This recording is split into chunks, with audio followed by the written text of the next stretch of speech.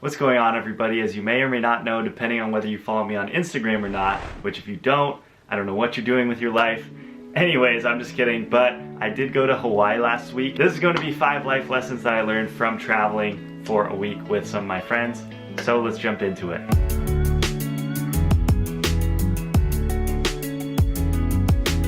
Lesson number 1 is to be okay with uncertainty and to go with the flow. So when we were flying there, one of my friend's COVID tests wasn't coming through, and I was honestly really stressed because I really wanted her to be able to join us on the trip. I was just like, oh my gosh, why is this happening? Like, why isn't it coming through? It ended up working out fine. So that was just kind of like a moment where I was like, oh, you know, like there was really no point in me being so stressed because there wasn't anything I could do about it. Another example of this was we weren't sure if we were gonna get a rental car. Actually, what they did on the island was they have sold off a bunch of the cars because of COVID and because not a lot of people were traveling to the islands. So when we got there, they had like a shortage of cars, and so we were worried that we weren't gonna get one. We did end up getting one, and again, it worked out. So yeah, I think the lesson there is to just, you know, accept that sometimes certain things are gonna be uncertain.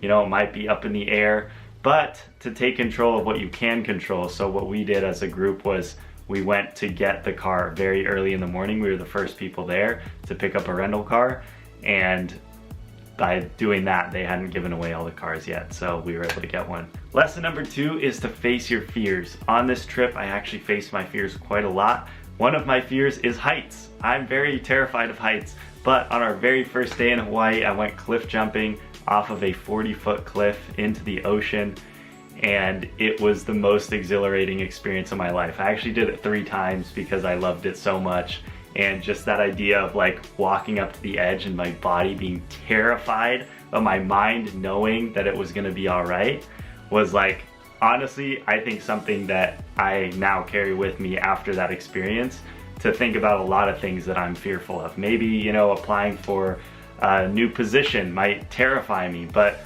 knowing, like, my mind already knows that it's gonna be all right and that I'm gonna grow because of an experience. So being willing to just put myself out there and go for it is something that I've taken away from that.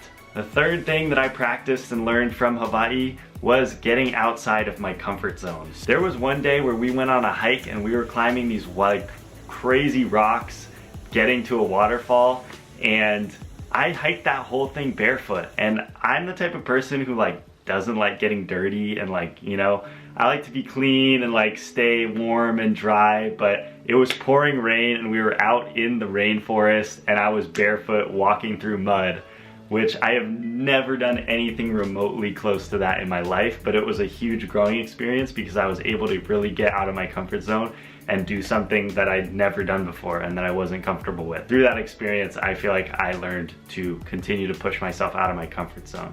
And I can apply that in other things in my life, because if you followed my channel for a while, you know that I love pushing myself out of my comfort zone because I know that that's what's gonna help me grow. I just never thought of pushing myself out of my comfort zone as doing things that are physically uncomfortable to me. But it had the same effect. It had the same effect of me realizing like, oh, I'm stronger than I thought I was. I didn't know I could do that, but I did it. The fourth thing that I learned was to communicate my needs. I'm not always great at expressing my needs. I'm getting better at it, but I did that on this trip, and the friends that I went with, first of all, like, huge shout out to them. It was so much fun going with them.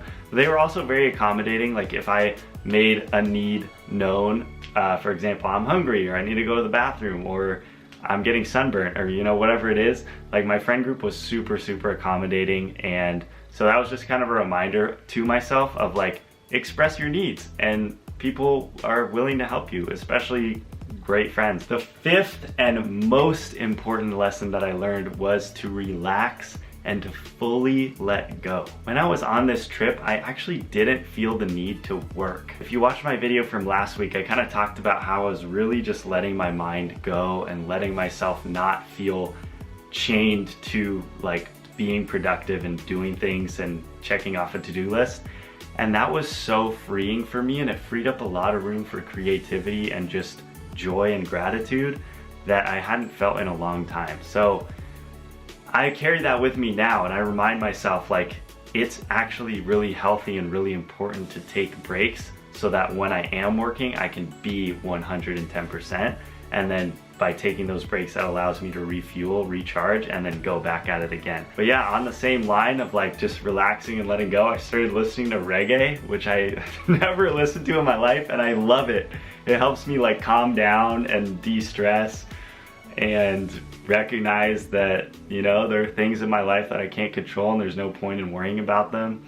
I'll link some of my favorite reggae songs below that I just found out about, so you guys can check them out if you want to relax. But yeah, that, and then the final thing is that I didn't check my phone. Like, I don't know if you guys notice this in yourselves, but like I'm on my phone a lot, most of the time unconsciously. And when I was on this trip, I almost never touched my phone, and it was so freeing. There were days where I literally left my phone at the Airbnb and didn't have it with me the entire day. And it was fine. I didn't die. It was fine. I didn't need it. I didn't need my phone. And it was just so crazy to realize that and to recognize that, wow, I really am on my phone unconsciously for a lot of my day. And I don't really want to live my life like that. So actually what I've started doing now that I'm back home is I'll put my phone in another room while I teach and go about my day and do all the things that I do. And it's freed up a lot of mental space for me. It's been really cool. Like in my breaks and stuff, I don't now immediately go to my phone. I'm able to like sit and think and come up with ideas. I do want to update you guys. My vlog of the entire trip is going to come out in 2 weeks. I'll put the date on the screen. I need time to fully edit it. I have so much footage and so many clips, and it was literally the most amazing experience of my life.